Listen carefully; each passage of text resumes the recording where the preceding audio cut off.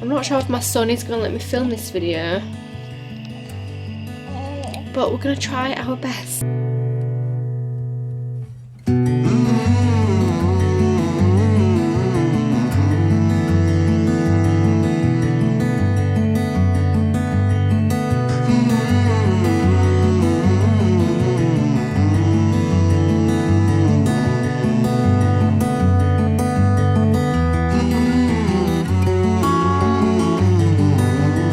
In this video I am going to be talking about my breastfeeding journey.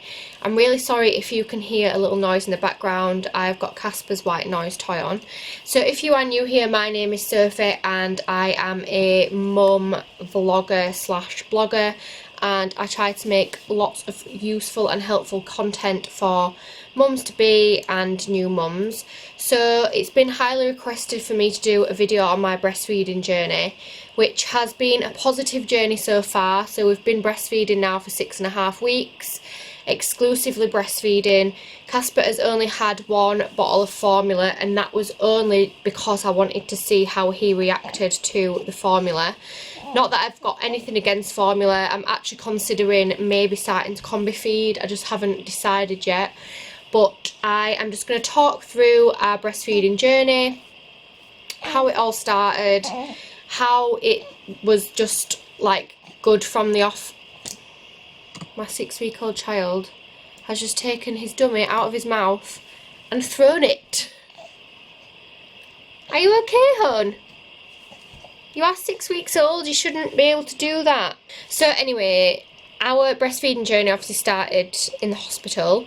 So he was a C-section baby, and I heard that C-section babies don't latch as well because there's such a big like time frame between them getting skin to skin with you. But luckily he latched straight away, and I remember the midwife saying that he is a natural, so obviously that made me feel a bit better. And then after I'd had all my checks and everything, got sent back into my labour ward, and then he was kind of crying, and I knew it had been like 2 hours since he'd fed, so I put him onto my breast again. I wasn't really sure if he'd latched properly, but I remember just saying to this woman who'd come into the room to help wash me, "Does this look okay?" And she said yeah. And then we got sent onto the actual ward afterwards. So after I'd had surgery, I was on the, I think, is it called the antenatal ward? I'm not actually sure what it's called. And I think I only fed him 2 or 3 times in the night. One of the midwives then, in the middle of the night, did actually help me. She said to me, "Am I alright to touch your breast?" And I said yes. So she literally grabbed my breast, squeezed it and popped him on, and he was fine. Obviously in those first few days, you've only got colostrum, so they don't feed for a long time anyway. Casper literally fed for like 5 minutes, and I used to have to tickle his feet and blow on his face to just try and like get him to take a bit more. But it was a bit strange because in my head, because I knew it wasn't actual milk, I kind of just thought it was fine. Like I was just like, oh, I don't actually really need to feed him because it's not milk anyway. So in the first few days, I don't think he fed enough at all, and that is my fault. I just didn't, because he didn't cry, I didn't really notice his cues, and I just thought he just wasn't hungry. And because I know that milk doesn't come in for like a few days, I just kept thinking, well, he doesn't need feeding until my milk comes in. Obviously I was wrong, and I think that's the only thing, like they don't really tell you anything like that. So the midwives never said to me, you need to make sure you're feeding him every 2 to 3 hours. They literally said nothing to me at all. They just saw that he latched well and they left me, because all the other girls on my ward, their babies weren't latching. So I guess because Casper latched, they just didn't really feel like they had to bother with me. So obviously we got home and I kept feeding him, and then on the Tuesday, so he was born on the Saturday, and then on the Tuesday he got weighed by the health visitor, and she said that he had lost 10% of his birth weight and that I needed to top him up with formula. So at this point I started crying because I just felt like a failure. I felt like in my head, like, oh, our breastfeeding journey has been really positive. I see so many negative things, and you know, at this point my boobs weren't hurting, he was latching fine, he never cried, you know, my nipples didn't hurt at this point, and I just felt really disappointed. But anyway, I went with my gut and I didn't give him any formula, and not because I didn't want to, but just because I thought I want to breastfeed, so why am I going to give him formula yet? Like, I don't, my milk hasn't even come in, so of course he's lost weight. So anyway, fast forward to day 11 and he'd put more than his birth weight on, so that was literally like in 7 days I had managed to get my milk obviously in and get him fed up. So the day that your milk comes in, oh my god, no one prepares you for that day. It literally is like you've had a boob job overnight. My boobs were so hard. They were like rocks. It was awful. It was painful. Like Josh was like, oh my god, you literally pay for boobs like that. It was mental, and I've never really heard anyone talking about it before. Are you okay, hon? No. So yeah, I had the really like engorged, painful boobs, and a lot of people talk about cluster feeding, and that first night that my milk came in, so that was the Wednesday, he cluster fed all night, and I was thinking, oh my god, this is horrendous. Like if he does this one more time, I am giving him formula. It was relentless. I was so tired. I slept all day the next day. We just chilled on the sofa all day. But luckily that was the only time he is cluster fed during the middle of the night. It just feels like it's not the right time to be awake. But yeah, that was hard work, and I've heard people talking about it and I was not prepared for it at all. But like I said, luckily he only did that once, and then he's just randomly cluster fed on evenings, so he might cluster feed from like 6 till 9 on an evening, which is not too bad because obviously I'm sort of sat down anyway. In the first 2 weeks my left nipple was absolute agony. It was awful. I literally had to grit my teeth when he latched, and I was just like, oh my god, this is actually horrendous. And I would literally brace myself. I'd be like, right, this is the reality of having a child when trying to do a YouTube video and daddy is at work. He's such a wiggly bum. So yeah, my left nipple was agony for about 10 days, and then I just really noticed it just literally disappeared overnight. So I was using the xoxo nipple cream, which so this is the nipple cream that I use. You can see that I pretty much went through nearly a full tube just in them first 2 weeks when my left nipple was literally agony. It was on fire. And again, I remember thinking to myself, if this lasts another week, I'm giving up. So what I would do in those days is I'd try to express like 2 bottles a day just to release the pressure off my nipple, because it was definitely his latch that was hurting me. My right boob was fine. So I've got the Medela Swing pump, just a single one, which works really, really well. And so I try to express bottles maybe once a day, or if we know we're going out somewhere and I might think, right, I'll take a bottle, and also obviously I'll give him the boob as well. I just think it's good to give them a bottle. So a lot of midwives will tell you when you're breastfeeding not to give your baby a bottle and not to give your baby a dummy.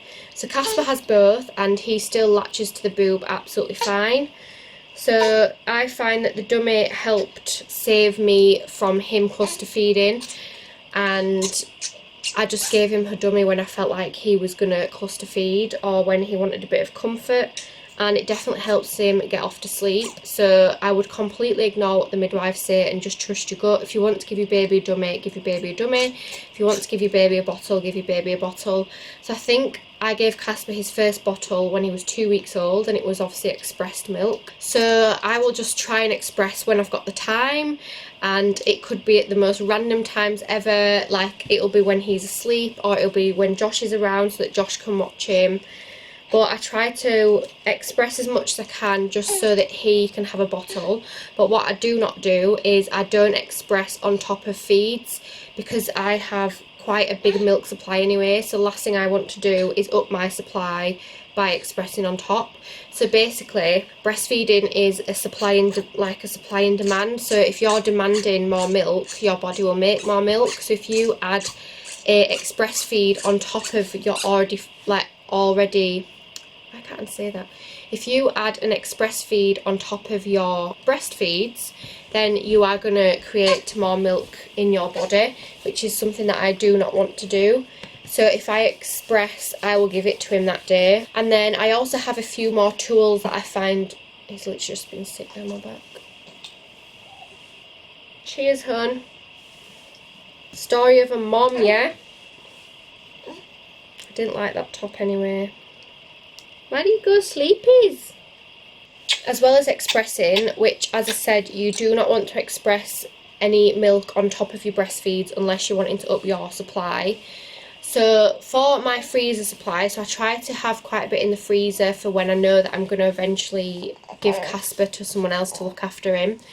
So I use a hacker, which I find really, really useful. Obviously, I will pop this on my opposite boob to what he's feeding on, especially if I feel quite engorged, which means when you've got a lot of milk in the boob that's not been drained. So at first I did use this too much, I think, and I ended up causing a bit of an oversupply. So I would only recommend using this once or twice a day, like maybe first thing in the morning when you've woken up and your boobs are a bit more engorged, maybe in the middle of the day as well. So this just helps to collect milk from one side, and then what I'll do is I'll pop it in the fridge, and once it's been in the fridge I then use these Medela milk storage bags. So I'll take one out, cut the top off, and then I'll pour the milk into this and then store that in the fridge. And then say if I then use the hacker again the same day, I'll do the same. I'll pop it in the fridge, and then when it's cold I'll pour it into the same milk bag. So you can mix breast milk as long as they are all the same temperature. So if it was like 3 sets of room temperature breast milk, you could mix it together. Or if it's all refrigerated breast milk, you can mix it together as well. So some days I will collect a storage bag of milk and it will be like across 3 days. So it might have come from the hacker. And then say if I express with the actual Medela swing machine, 5 ounces and he only takes 4, then I've got a spare ounce. So I'll pop that in the fridge and then I might add it to the bag. And then I also have these milk collection shells. So in the first 6 weeks, I'd say they've calmed down a lot now though, but in the first 6 weeks my boobs leaked loads. So when I was feeding him from one, I would pop this shell in the other side. So say if he was feeding on the left, I would pop that, I still do it now, I'd pop it in the right side and it will just collect milk. So you can see there's a hole there, so you pop that on your nipple in your bra, and then there's a little hole at the top so you can easily just pour it out. So I would have this in my right if he was feeding off the left, and it would just collect all the milk that was coming out, because if not that would literally either just go into my bra or into a breast pad to collect the milk. So that is mainly how I collect and store my milk. I don't actually store much milk from expressed milk. I just mainly use the hacker and the collection shells, and then I just keep refrigerating it and mix it all together. I usually try to get at least 4 or 5 ounces, and then I will write on the top and store it into the freezer. This is on the go milk, so this is just getting collected over the next few days and then I'll pop it in the freezer. So there's 2 portions from 2 different times of today in that bag, and then there's also a little bit here in this collection cup. So when this has properly been refrigerated, I will then pour that into here, and then tomorrow I'll collect some more and then it will be popped into the freezer. So this is my milk supply in the freezer. So as you can see, we've just got the date on the top and then the amount of ounce that there is as well. So then when I'm ready to use these, I will just take them out of the freezer and pop them into the fridge. So I just find breastfeeding really convenient. Like, you can just literally get your boob out whenever, wherever, rather than having to think of sterilising bottles, putting powder in a little tub, having hot water, cold water, a flask. Obviously when you're at home, I know you can get the prep machines, but when you're out and about, I know it's quite a lot of preparation when it comes to formula fed babies, and I just find breastfeeding so much more convenient. Like, I can feed him in the back of the car, I can feed him in the front of the car, I can feed him on a field, I can feed him when I'm out in a restaurant. I don't have to think about taking anything with me. When I leave the house, I don't have to think, right, I need to take 3 sterilised bottles, I need to take a flask of hot water, a flask of cool boiled water, like this, or pop water in the bottles. Like, I just don't need to think of anything.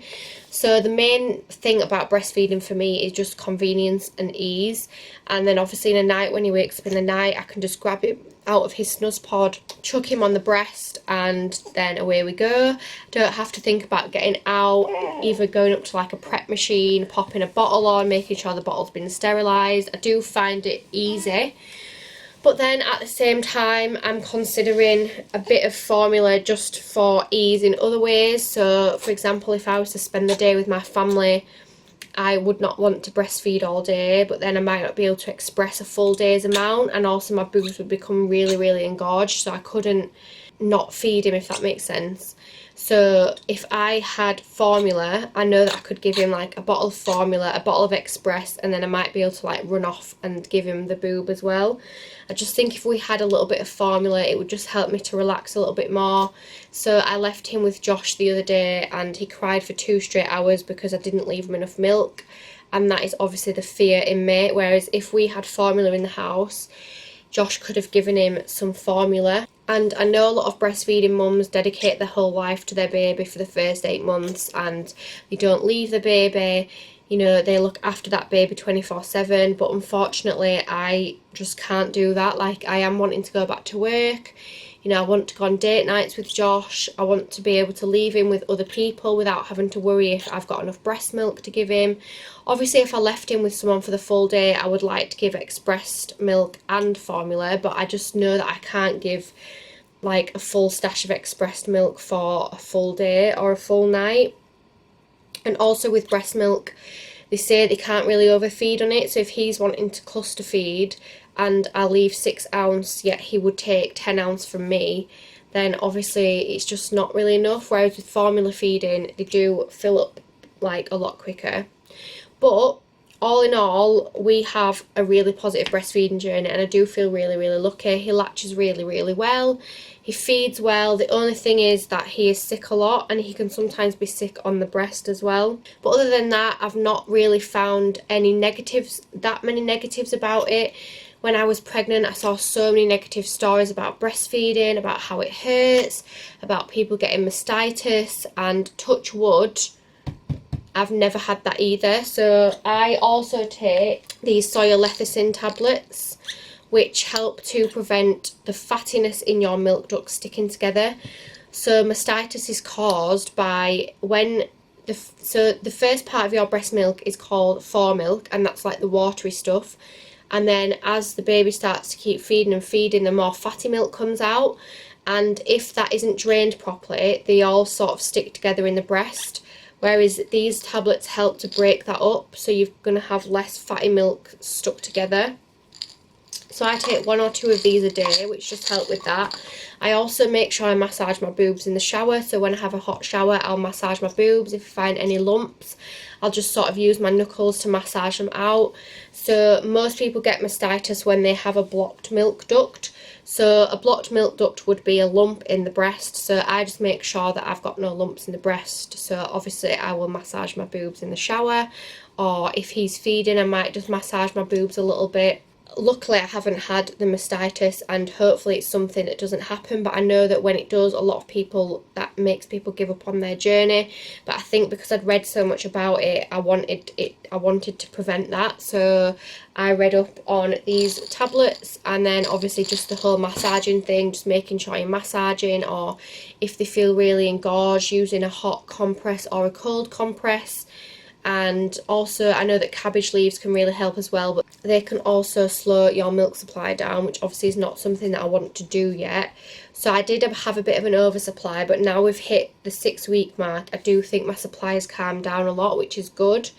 I also have a really strong letdown, which is when the milk comes out and it literally can squirt like a metre in front of me.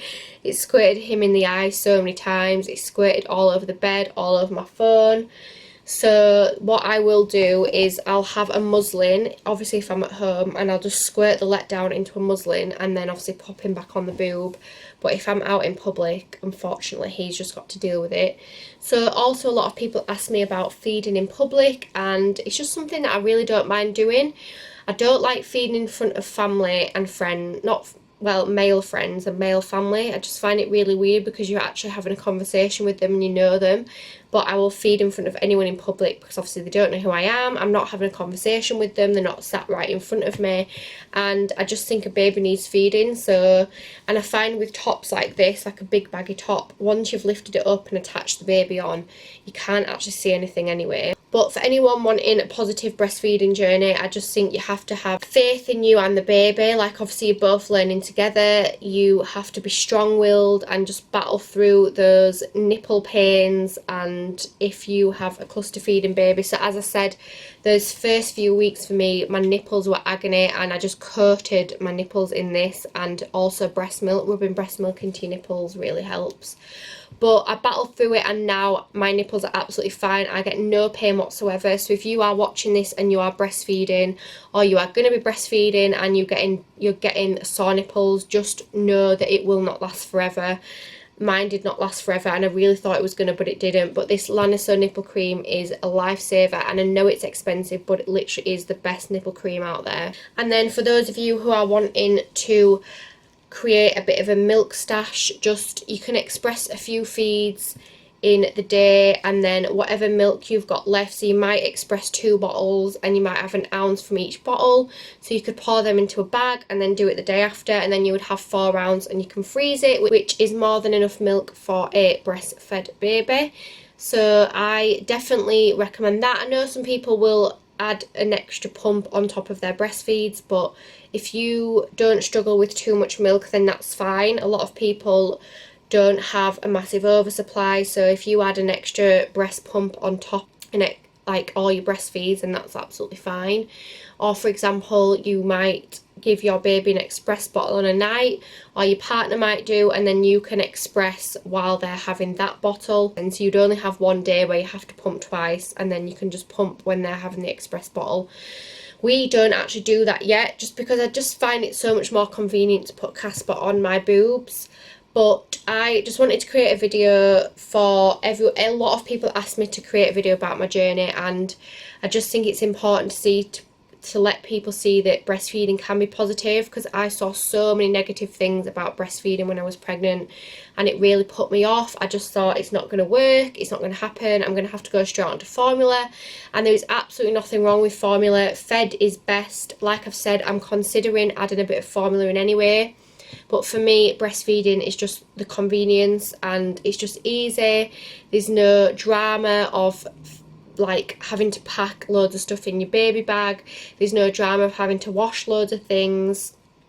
And obviously it's natural, it's a nice bonding experience, and the baby enjoys it because when they are breastfeeding, they also get lots of oxytocin that's released, so it's also good comfort. And say if they're not feeling very well or they're a little bit down, then breastfeeding can really help. And this little boy just loves the sound of my voice. He is fast asleep now, bless him. Breast milk is also really good for like baby acne. It's good to pop in the bath for the skin.